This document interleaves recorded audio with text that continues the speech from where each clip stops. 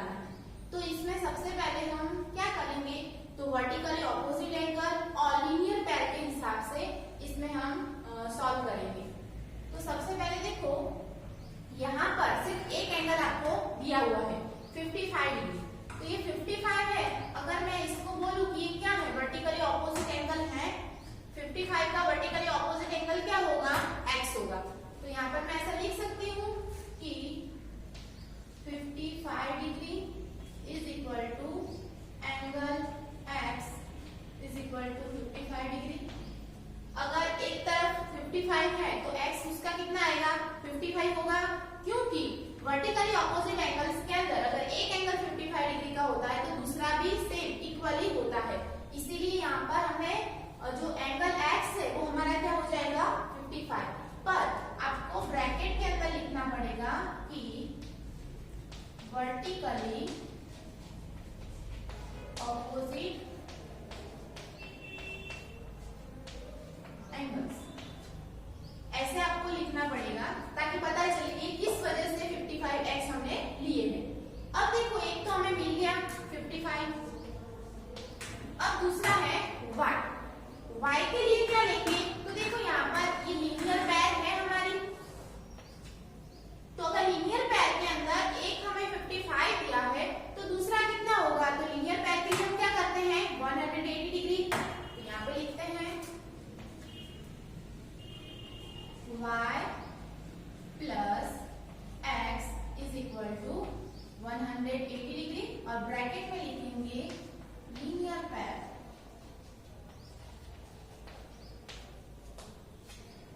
Okay, अब y का हमें पता नहीं है, x हमारा कितना है 55 इज इक्वल टू 180 डिग्री।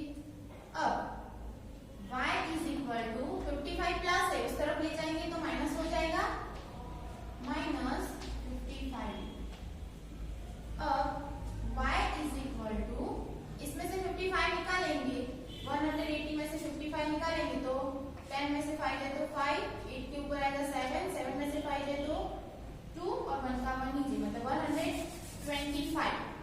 तो y हमारा क्या आएगा 125 डिग्री। ये हमें y भी मिल गया 125। ओके, अब बाकी रहा z। अब उसमें भी कर सकते हैं कि ये वर्टिकली ऑपोजिट एंगल होंगे, y का ऑपोजिट एंगल क्या है z है, तो यहाँ पर हम क्या लिखेंगे angle y is equal to 125 is equal to angle z, इसीलिए angle z is equal to क्या आएगा 125 डिग्री और साइड में क्या लिखेंगे वर्टिकली ऑपोजिट एंगल।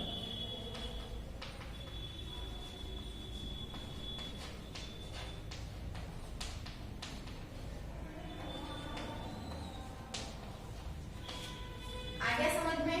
इसी तरह से आपको सेकेंड नंबर का भी एक फिगर दिया है और उसमें भी आपको x y z बताना है, पर वो मैं आपको होमवर्क में दे रही हूँ। इसी तरह से आपको करना है, जहां पर लीनियर पेयर का यूज करना है वहां पर लीनियर पेयर यूज करेंगे, जहां पर वर्टिकल ऑपोजिट का यूज करना पड़े वहां पर वो करेंगे। इसीलिए क्वेश्चन और 12 का जो सेकंड है वो आपको घर से दे रही हूँ। अब देखो क्वेश्चन नंबर 13, उसके अंदर कहा है फिल इन द ब्लैंक्स। सबसे पहले फर्स्ट नंबर के fill in the blanks solve करते हैं। If two angles are complementary then the sum of their measure. अभी हमने अभी तक समझते आए कि कॉम्प्लीमेंट्री एंगल का सम्स, टू एंगल्स का सम कितना होता है 90 डिग्री का। फिर कहा है सेकंड में if two angles are supplementary then the sum of their measure. कितना मेजर होगा सप्लीमेंट्री के लिए 180 डिग्री। अब थर्ड नंबर में पूछा है two angles forming a linear pair. दो एंगल को मतलब दो एंगल से फॉर्म क्या होता है लीनियर पेयर होता है, तो उसको दूसरा भी हम क्या कहते हैं लीनियर पेयर के अलावा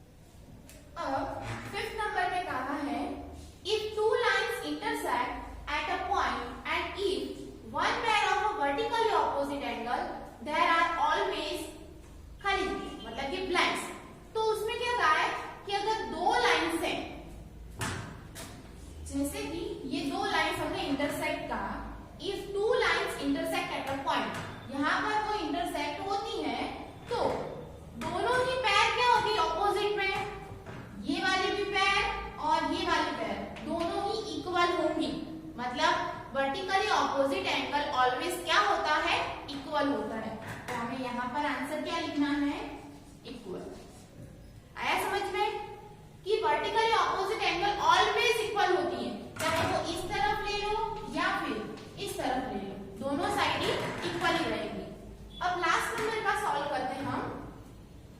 उसमें कहा है if two line intersect at a point and if one pair of a vertical opposite angle are acute angle.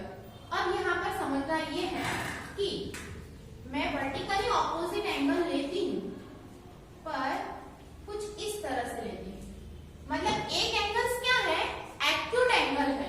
तो यहाँ पर कहा है कि वर्टिकली ऑपोजिट एंगल के लिए ये वाला जो एंगल है वो क्या है, एक्यूट एंगल है, मतलब 90 डिग्री से वो कम है, लेस है। पर जो दूसरा एंगल्स है वो क्या होगा वर्टिकली ऑपोजिट एंगल्स के अंदर, तो वो मतलब कि बड़ा हो जाएगा, मतलब वो एक्यूट एंगल रहेगा नहीं। तो उसके लिए हम दूसरा उसको क्या बोलते हैं, ऑब्ट्यूज एंगल बोलते हैं।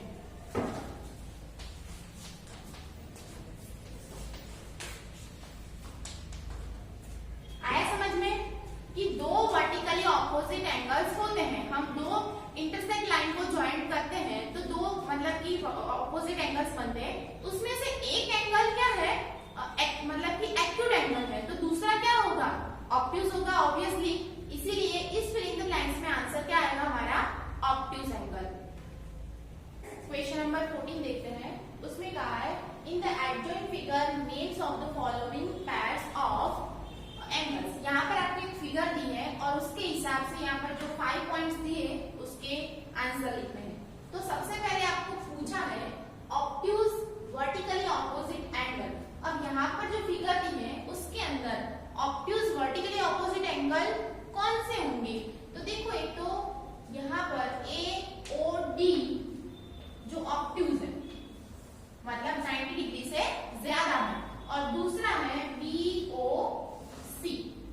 तो यहाँ पर हम सबसे पहले क्या लिखेंगे, then obtuse vertically opposite angle, ये वाला तो है because obtuse angle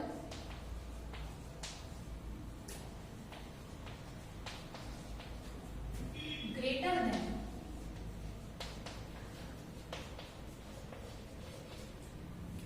90 degree, 90 degree से वो ग्रेटर देन होते हैं। और उसके नेम्स अगर हम लिखे तो angle AOD and angle BOC, BOC and AOD। अब सेकेंड वाले में देखते हैं। उसमें कहा है एडजेसेंट कॉम्प्लीमेंट्री एंगल्स। अब हम एडजेसेंट एंगल किसको कहते हैं, तो मान लेते हैं कि यहाँ पर एक फिगर आपके फिगर के अंदर कुछ इस तरह से दी है, ओके। यहाँ पर A, E और D और यहाँ पर O लिखते हैं। ये एक एडजेसेंट एंगल है। जैसे कि हम मानते हैं कि एडजेसेंट के अंदर क्या होना चाहिए, एक कॉमन आर्म्स होना चाहिए, इधर साइड कॉमन आर्म्स होना चाहिए और कॉमन वर्टेक्स होना चाहिए। तो ये वाला तो हमें पता चल जाएगा कि AOE EOD वो हमारा क्या बन जाएगा, एडजेसेंट एंगल। पर यहाँ पर एडजेसेंट कॉम्प्लीमेंट्री एंगल का है, कॉम्प्लीमेंट्री मतलब कि वो 90 डिग्री से कम होना चाहिए। तो वो तो यहाँ पर नेम हम लिख नहीं सकते, क्योंकि ये जो वाला हमारा एंगल्स बन रहा है फिगर्स के अंदर वो 90 डिग्री से ज्यादा है, मतलब 90 डिग्री से कम ऐसे कोई भी कॉम्प्लीमेंट्री एंगल यहाँ पर दिए नहीं है। पर उसका रीजन लिखते हैं हम कि एडजेसेंट कॉम्प्लीमेंट्री एंगल्स में होता क्या है, तो उसके लिए लिखते हैं एक तो कॉमन क्या होनी चाहिए, कॉमन वर्टेक्स, कॉमन आर्म्स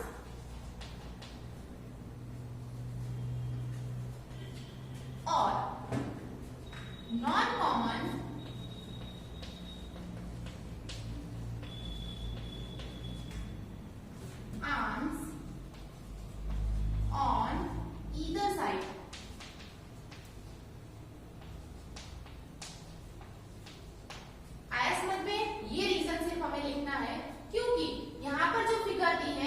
अंदर 90 डिग्री से कम कोई भी दो एंगल्स हमें दिखते नहीं है, सो हमने सिर्फ रीजन लिख दिया।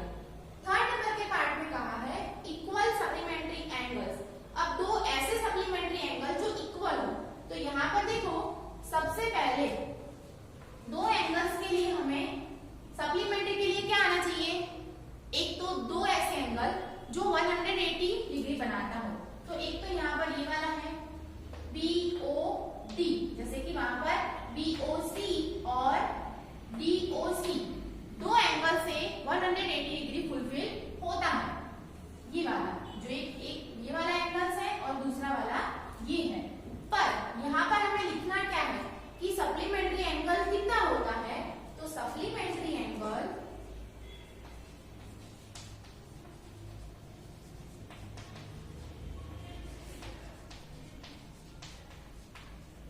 is equal to 180 degree. Then supplement angle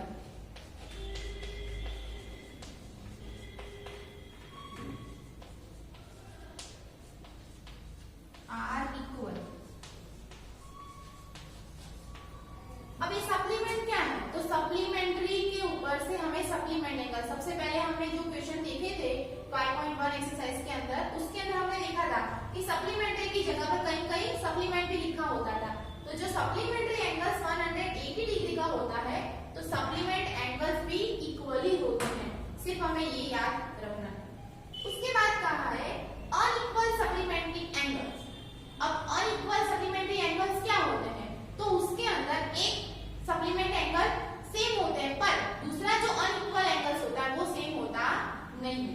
इसीलिए यहाँ पर क्या लिखेंगे हम, supplementary angle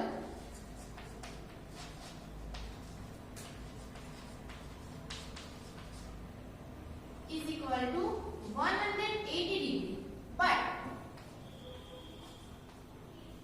supplement angles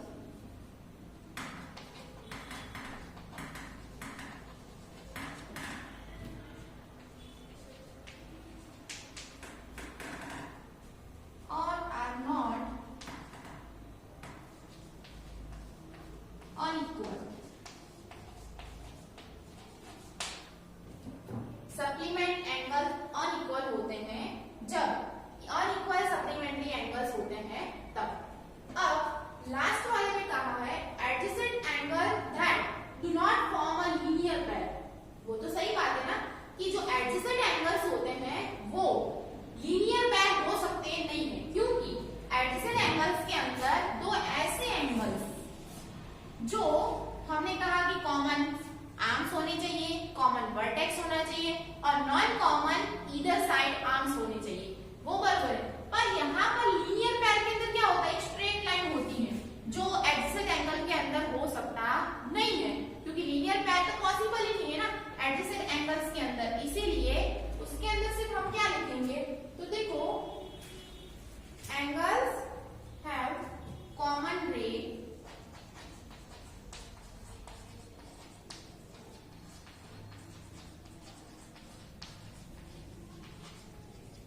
adjacent angles के अंदर कॉमन रे हो सकती है, बट रे मतलब कि ये जो जा रही है आर्म्स हम जो इसको कहते हैं वो क्या है, एक वर्टेक्स के अंदर से निकलने वाली रे ही है। पर क्या आएगा उसके अंदर कि एंगल्स